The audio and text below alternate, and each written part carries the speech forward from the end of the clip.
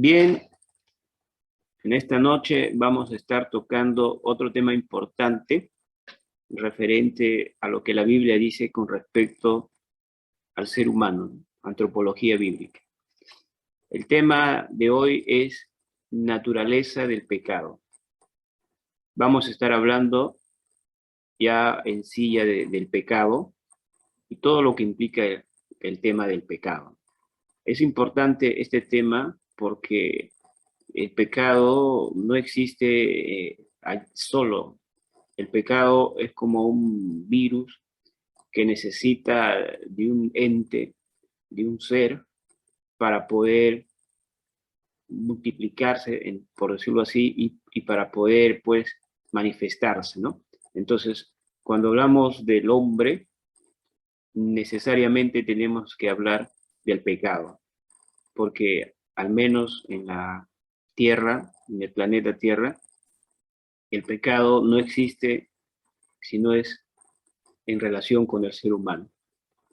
Y vamos a estar hablando la naturaleza del pecado.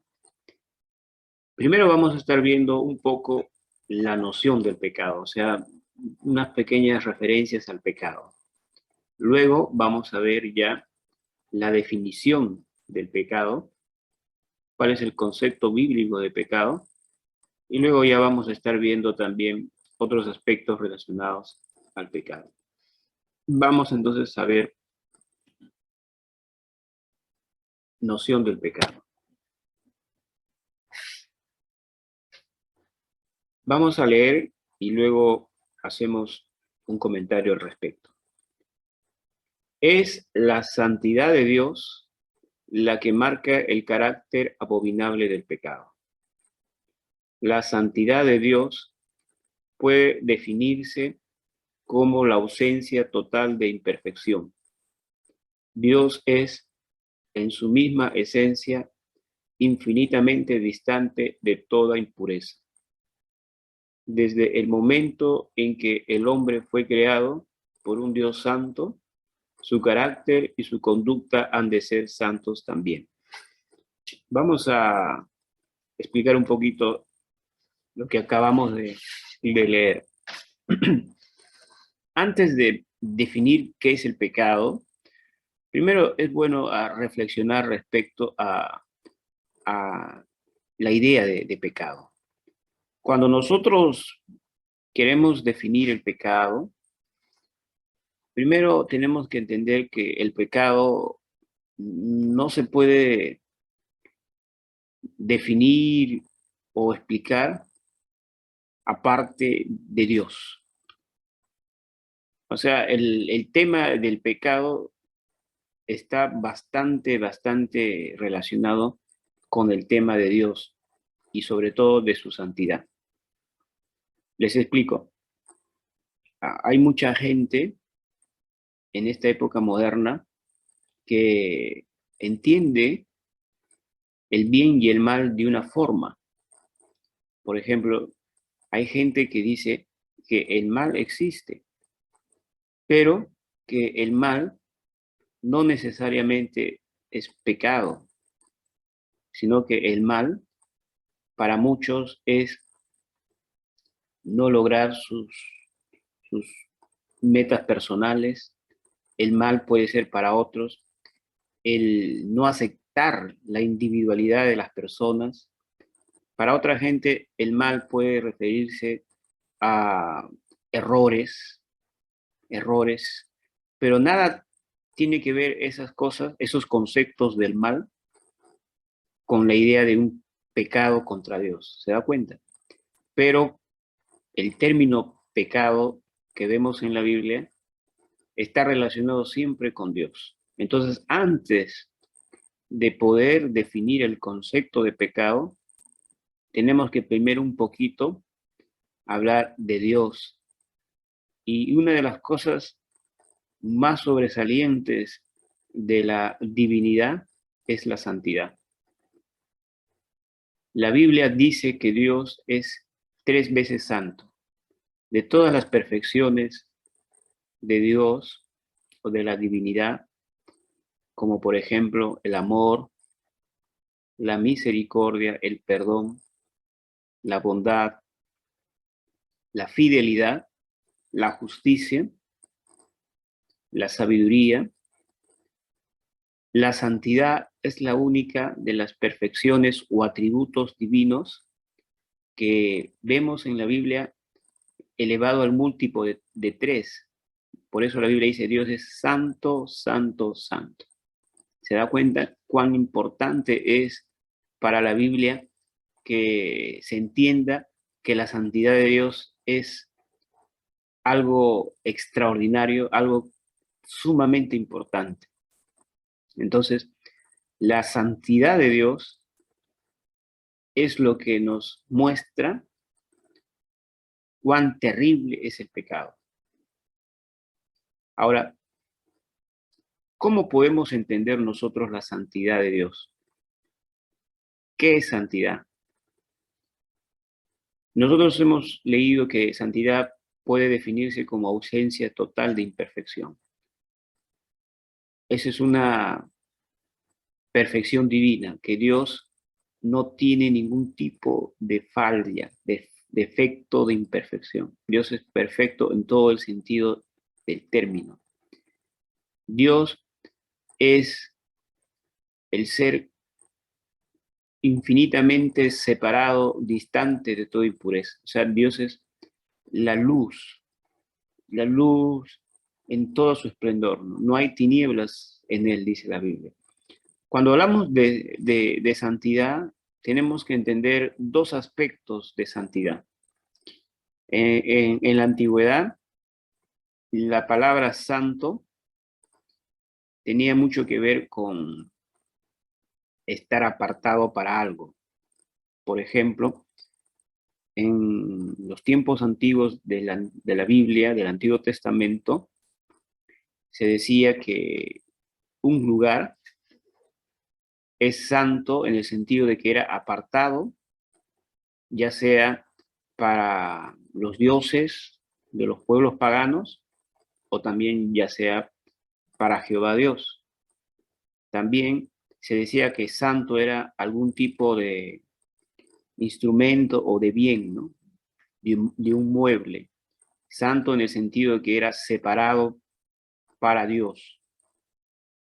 O también los paganos, los idólatras, tenían sus objetos santos que era separado para su adoración de su Dios, ¿no?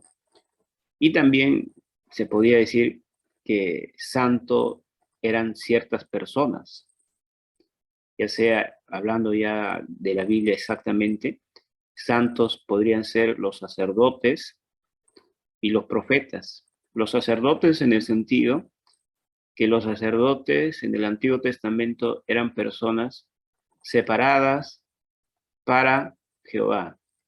Los profetas eran separados por Dios para llevar un mensaje. Entonces, cuando hablamos de santidad, primero tenemos que entender que santidad tiene que ver con separación, ¿no? Estar apartado, apartado para algo, ¿no?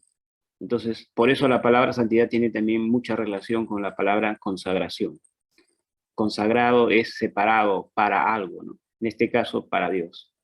Entonces, cuando hablamos de Dios, Dios también, en cierto sentido, está separado de todo lo creado. Dios está separado de todo y de todos. Dios está en una dimensión más elevada que la mente humana no pueda concebir, ¿no? Por eso Dios es santo en el sentido de que está separado. O sea, Él no se puede comparar a nada ni a nadie de lo que existe. En ese sentido es su santidad, ¿no? Ahora bien, otro aspecto de la santidad es el tema de lo moral, el aspecto moral. Santidad ya no tanto como sinónimo de separación o de estar apartado, sino santidad como sinónimo o como relacionado a la pureza moral, a que está apartado y separado de todo mal. En ese sentido, la santidad tiene que ver con lo moral. No hay ningún tipo de maldad en Dios. O sea, Dios es la luz pura y perfecta. no hay mancha en Dios. Dios es la perfección absoluta. Por eso Dios es santo, porque Dios no tiene ningún tipo de mal en su corazón, en su ser, en su esencia, ¿no? Entonces, hay dos aspectos en la santidad. Uno, que tiene que ver que Dios es separado de todo y de todos. No se compara a nada ni a nadie. Está más allá de toda imaginación. Y número dos, Dios es puro y limpio moralmente. No hay malicia en Dios. O sea, Dios no concibe ni un ápice de una milésima parte de maldad. Entonces, son dos aspectos. Y eso también lo podemos ver en los creyentes, en los cristianos. Los cristianos, en cierto sentido, también son santos por dos razones. Uno, porque Pablo dice que los creyentes han sido apartados del mundo, han sido llamados por Dios para dejar el mundo, dice, ¿no? Y ser siervos del Señor. Entonces, en ese sentido son santos, ¿no? Todos los creyentes son santos en el sentido de que han sido apartados del mundo, ¿no? Apartados de esa vida según la corriente del mundo, ¿no? Los deseos de los ojos, los deseos de la carne y la vanagloria de la vida. Sin embargo, el mismo apóstol Pablo también nos dice de que si bien es cierto que somos santos en teoría o legalmente, también debemos ser santos en toda nuestra manera de vivir, o sea, en lo ético y moral. Entonces, es importante que no solo seamos santos en el sentido de estar separados del mundo y de sus prácticas, sino ser santos en el sentido moral, ¿no? O sea, en el pensamiento, en las actitudes, ¿no? En la disposición del corazón, ¿no? O sea, pureza moral. Y ahí es donde de pronto algunos cristianos podemos tener ciertas batallas y luchas, porque usted es santo en el sentido legal, en teoría, porque Dios lo ha separado del mundo. Pero Dios quiere que usted sea santo en el sentido moral, en la práctica, en su corazón, en su actitud, en su pensamiento. Entonces, esos dos aspectos es importante tener presente con respecto a la santidad. Entonces, volvamos nuevamente a Dios. Dios es santo, uno, porque Dios está separado de todo lo que existe, de todo lo creado y de todo ser humano. Él está más allá de todo lo que podamos nosotros siquiera imaginar. Esa palabra podríamos decir que Dios es trascendente, ¿no? Trasciende todo. Ahora, pero también Dios tiene una santidad en el plano moral. O sea, es puro en todo el sentido del término. Entonces, esas dos cosas, santidad legal y santidad moral que tiene Dios, podríamos relacionarlo con una ausencia total de imperfección. Entonces, eso tiene que ver con respecto a la santidad de Dios. Entonces, Dios, como hemos leído, está infinitamente distante de todo tipo de impureza. Ahora, viendo que Dios es santo, que no hay ningún tipo de impureza en él, no hay mancha de ningún tipo, es la luz perfecta que, que está por encima de toda tinieblas. Si ese Dios, que es santo, tres veces santo, decide crear al ser humano, entonces la lógica elemental nos dice de que esa creación que Dios ha hecho y conforme a su imagen y semejanza, debería también ser santa en su carácter y en su conducta. Santa en el sentido de separado de todo malo, de toda maldad, y también santo en sentido moral, ¿no? Entonces se da cuenta que el hombre, como creación de Dios, debería ser como su Dios, Si su Dios creador es santo y limpio, el hombre también tiene un deber de ser santo y limpio. Entonces, esto ya nos da una idea de que no podemos nosotros hablar de pecado o del mal sin relacionarlo a Dios. Entonces, el mal no existe por sí solo. El mal, en realidad, en el principio no existía el mal. El mal, en todo caso, es una degradación del bien.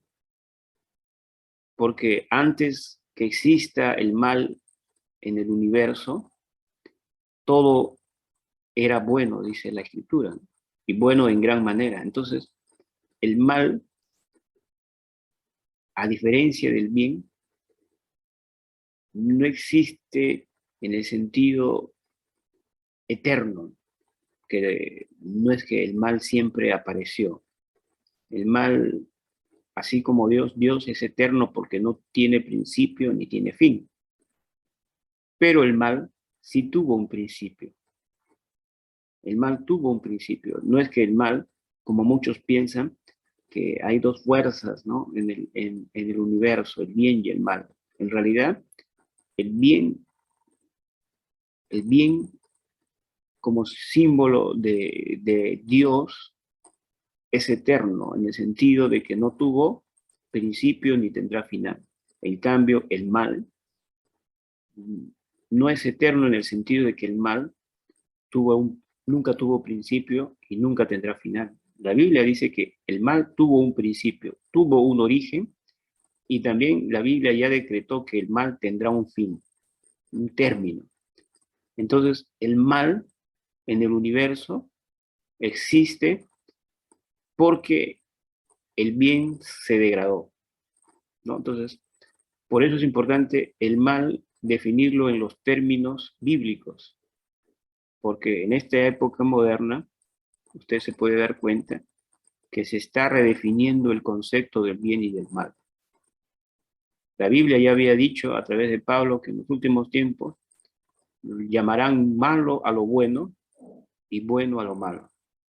Entonces, el tema Pastor, del... una pregunta. Sí, Pastor, disculpe, ¿el mal entró cuando pecaron nuestros primeros padres o entró allá cuando Lucifer, la caída de Lucifer del cielo cuando se reveló? ya, el mal ya había entrado antes que Adán y Eva cayeran, ¿no? Y justo eso vamos a hablar ahorita, que el mal vino mucho antes de la caída de Adán y Eva, ¿no? Y eso sí vamos a estar viendo ahorita. Lo que quería precisar es que no es como muchos piensan que el mal y el bien son dos fuerzas similares, ¿no? No, el mal sí tuvo un principio y tendrá un fin. El bien, como cualidad de Dios, como parte inherente de Dios, Dios es eterno. ¿Por qué es eterno Dios?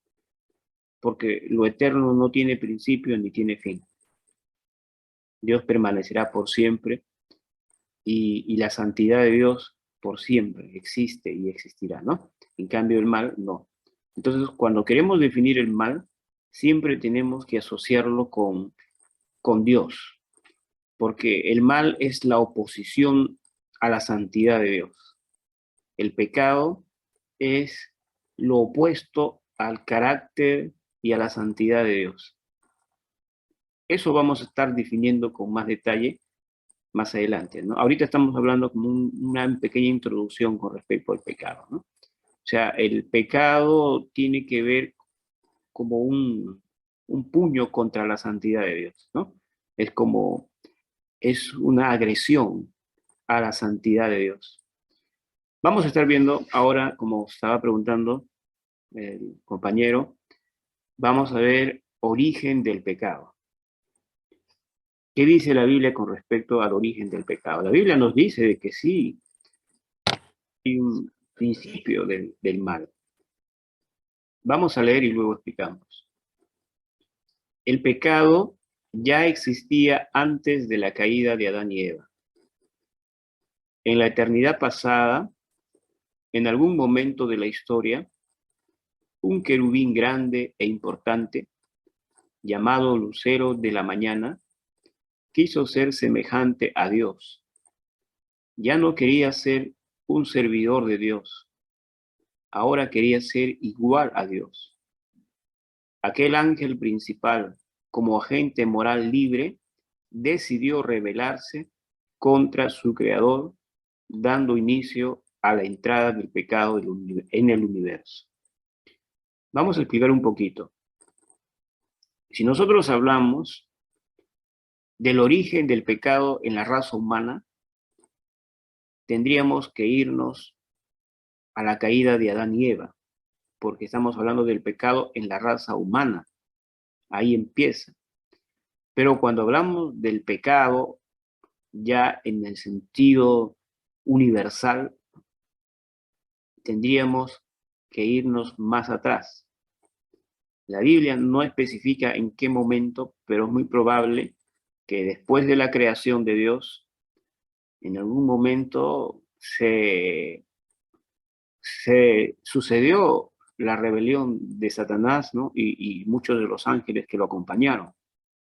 Entonces, cuando Adán y Eva estaban en el huerto, ya había una serpiente que era pues instrumento de Satanás. O sea, Satanás ya había pecado contra Dios. Entonces, el pecado es anterior a Adán y Eva.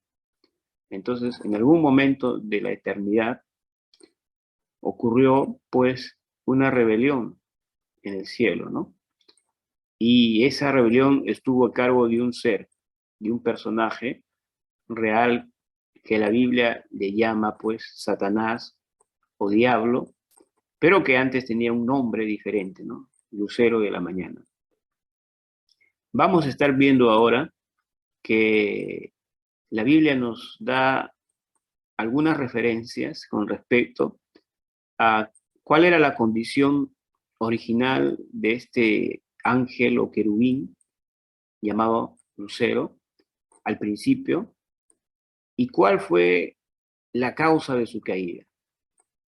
Entonces, a continuación vamos a ver un pasaje bíblico, algunos pasajes bíblicos que nos muestran eso. Primero vamos a ver la condición original de Satanás. Satanás, pues, es, en hebreo, viene una palabra que es adversario, ¿no? Contrincante, opositor. Entonces, el texto dice, así ha dicho Jehová el Señor, tú eras el sello de la perfección, lleno de sabiduría y acabado de hermosura. En Edén, en el huerto de Dios estuviste.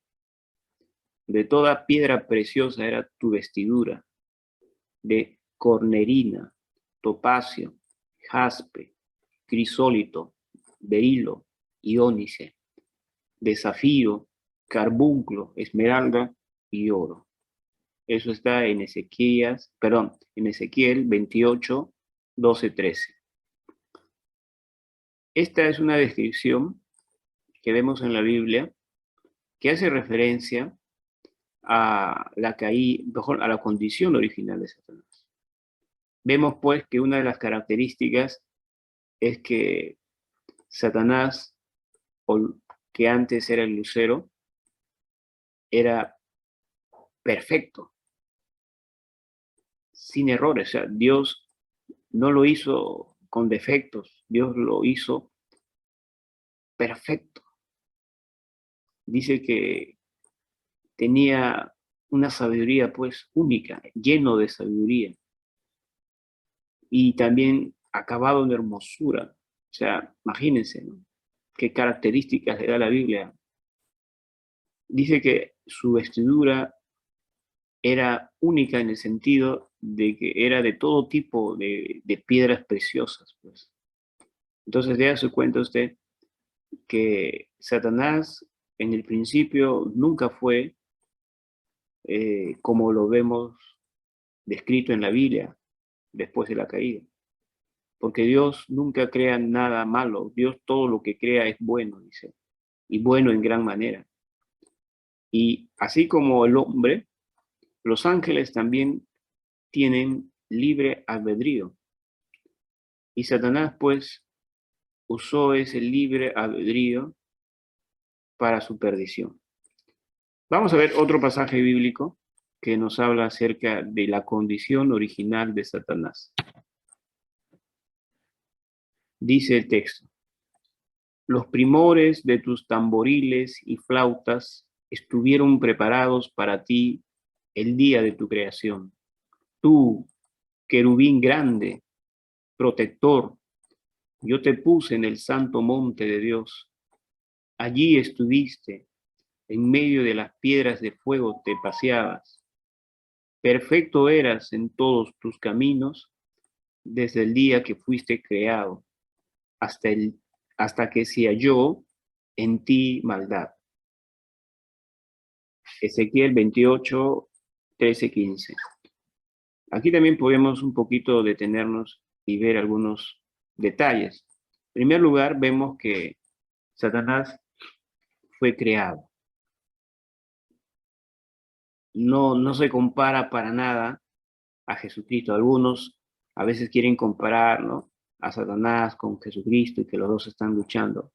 No se compara porque Jesucristo es parte de la divinidad, ¿no? Es la segunda persona de la Trinidad, ¿no? El verbo, el logos, ¿no? Entonces, comparte los mismos atributos y perfecciones divinas, ¿no? El Hijo, tanto como el Padre y el Espíritu Santo. En cambio, Satanás sí tuvo un origen.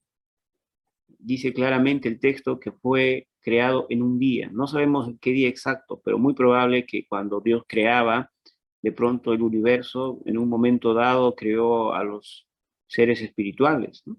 Pero ahí dice el texto claramente que hubo un día de creación de él. Y aparte también que era un querubín. Dentro de los grados de los seres angelicales, pues hay rangos también, ¿no? Vemos que hay ángeles, arcángeles, ¿no? Serafines. Y dice que era un querubín, dice. O sea, era pues un ser angelical de alto rango, ¿no? Y dentro de los querubines dice era grande. O sea, no solamente era un querubín, sino era un querubín grande. O sea, no era pues un ángel más. Era un rango alto el que tenía. Y dice que era un protector, protegía los intereses de Dios, aparte de que también en otro pasaje que no lo he puesto, también era el director de la adoración celestial, ¿no? Entonces, era un personaje, un ser con muchos privilegios, con mucho que Dios le había dado. Incluso el texto dice que era perfecto en todo, dice. O sea, no había falla en él. Inteligente, perfecto, y sobre todo era libre, un ser libre, con capacidad de elegir, de escoger, de decidir.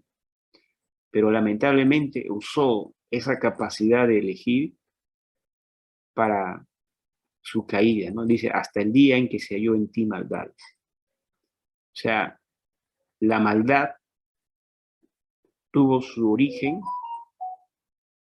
en el corazón de un ser angelical.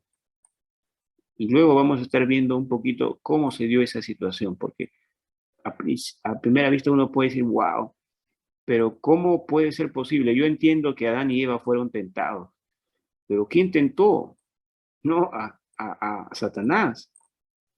Si antes de él no había ningún diablo, no había maldad, no había pecado en el universo, todo era perfecto, ¿no? ¿Cómo es posible, no? Incluso hay gente atea que culpa a Dios del mal que hay en el universo, porque dicen ellos, si Dios es el creador de todo, y si Satanás pecó y Dios creó a Satanás, entonces, en cierta medida, Dios también es responsable del mal, porque Él creó a Satanás. Entonces, hay algunos que culpan incluso a Dios como el causante del mal. Pero vamos a estar viendo más adelante que no es así, que hay un punto importante, que efectivamente en el universo creado por Dios en el principio, todo era perfecto, todo era bueno y bueno en gran manera, todo era hermosura, todo había un equilibrio, una armonía única, pero había algo que Dios había hecho. Dios decidió crear a todos los seres angelicales, incluso así como a los seres humanos, con un gran don, ¿no? El don del libre albedrío, el don de la capacidad de elegir, ¿no? Entonces, eso es importante. Y Dios quiso que sea así, que su creación tenga libertad de amarlo libremente u odiarlo o rebelarse contra él. Y vemos pues que ese don grandioso de Dios que es la libertad o el libre albedrío, Satanás lo usó para su perdición. Ya hemos visto entonces en estos dos breves pasajes bíblicos el estado o la condición original de Satanás. Ahora vamos a ver su caída, ¿no? La razón de su caída. ¿Qué fue lo que hizo que este ser angelical, bello, perfecto, hermoso, poderoso, cayera de esa forma tan terrible? Vamos a ver entonces la caída de Satanás.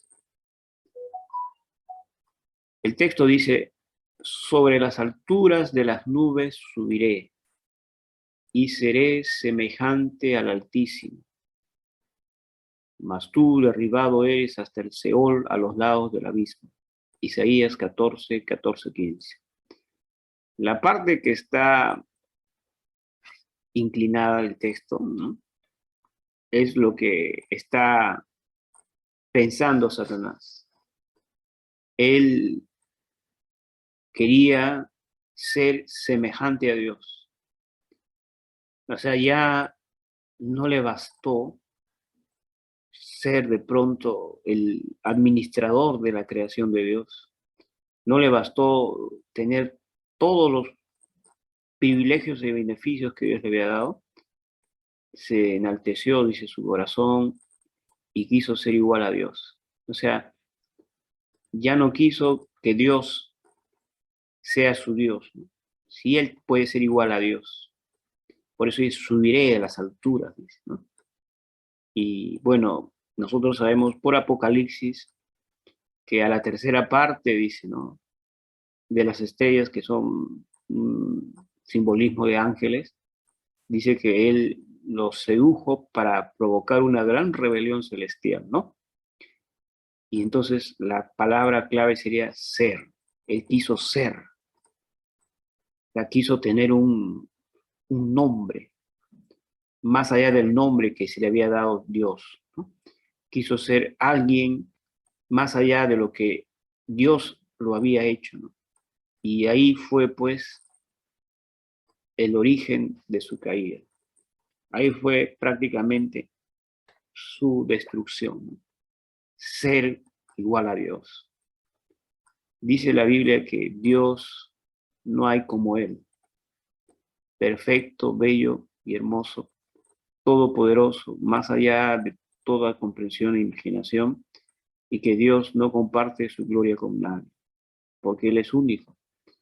Y que un ser creado quiera pues llegar a ser como Dios es pues inadmisible para la santidad y justicia divina. Ahora vamos a ver otro pasaje bíblico que nos muestra también con respecto a la caída de Satanás. Dice, ¿cómo caíste del cielo, oh lucero, hijo de la mañana? Cortado fuiste por tierra, tú que debilitabas a las naciones, tú que decías en tu corazón, subiré al cielo, en lo alto, junto a las estrellas de Dios, levantaré mi trono, y en el monte del testimonio me sentaré a los lados del norte. Isaías 14, 12, 13.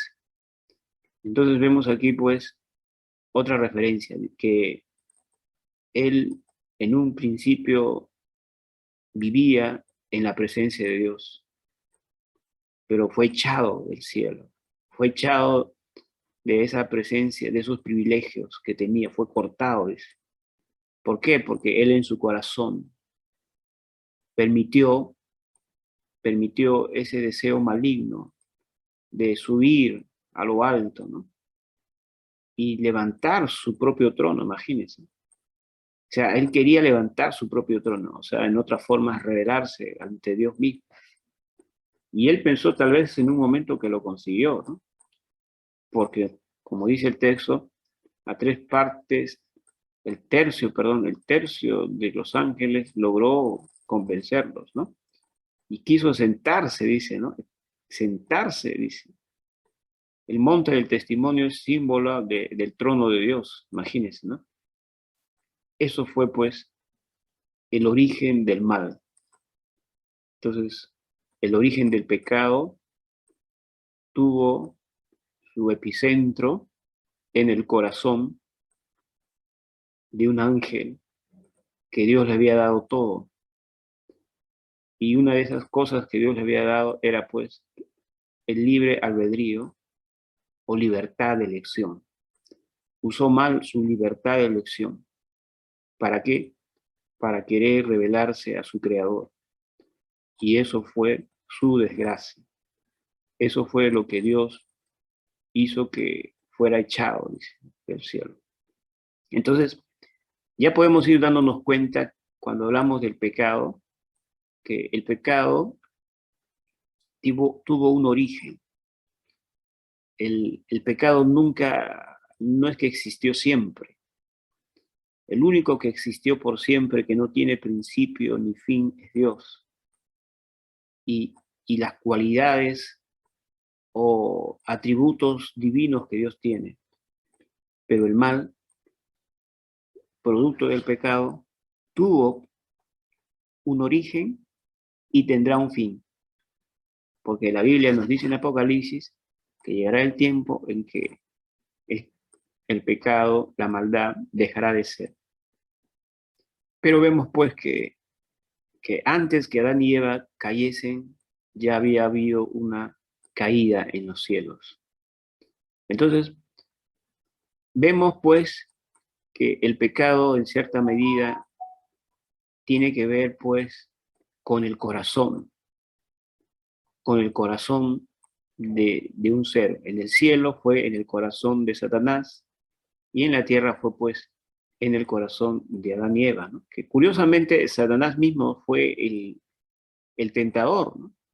Que usó una serpiente para hacer caer a Adán y Eva. Y casi la misma dinámica, ¿no? Porque ¿cuál fue lo que motivó a Eva a comer? Cuando le dijo a la serpiente, van a ser como Dios, ¿no? Dando a entender que Dios les estaba privando de algo bueno, ¿no? Entonces, y eso es siempre el principio de todo pecado, ¿no? El querer ser igual a Dios, o en su forma más moderna, el no querer tener a Dios como Dios, sino que uno mismo sea su propio Dios, ¿no? Entonces vamos a estar viendo eso más adelante, con más detalles, ¿no? Pero ya hemos visto entonces que el pecado tuvo un principio, un origen, y que el pecado no puede definirse sin relación a la santidad de Dios, ¿no?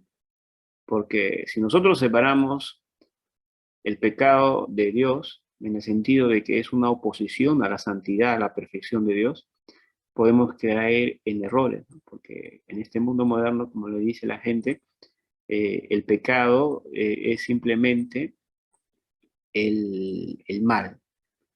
Y el mal puede ser para muchos simplemente el, el no lograr las metas personales, para otros el mal puede ser el no respetar la individualidad de las demás personas, en fin, se definen muchos conceptos del mal, pero nada que ver relacionado a una ofensa contra el Dios del universo. Pero la Biblia nos muestra que el pecado tiene que ver siempre, siempre con una ofensa contra la santidad de Dios. Bien, ahora recién podemos ya definir el pecado. ¿Qué es el pecado? Luego de haber visto noción de pecado y origen del pecado, vamos a definir qué es el pecado.